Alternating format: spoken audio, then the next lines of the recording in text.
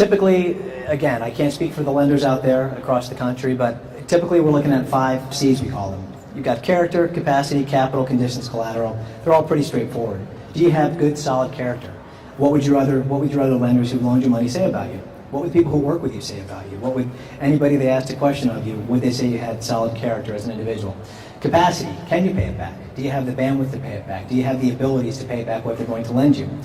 Capital, are you in a good capital position? Did you put 10% down when you started your business, or 20% down? Or did you borrow 100%, or in some cases 105%? So know those things. Conditions, what are the economic conditions out there, and how does that affect your practice? Fortunately for the healthcare industry, as practitioners, it's a very solvent, what we call as business people, an SIC code.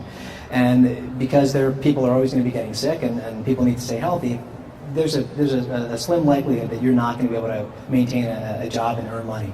I think the only one that's a little more solvent than a practitioner and the healthcare is a funeral home. We know everybody's going to expire at some point. And we also know people need to stay healthy, so good for you. Collateral. What kind of collateral do you have to put down and to secure this loan? Do you have a home? Do you have something of value that you can put down, a digital x-ray machine, whatever the case is? That's what they're talking about when they talk about collateral.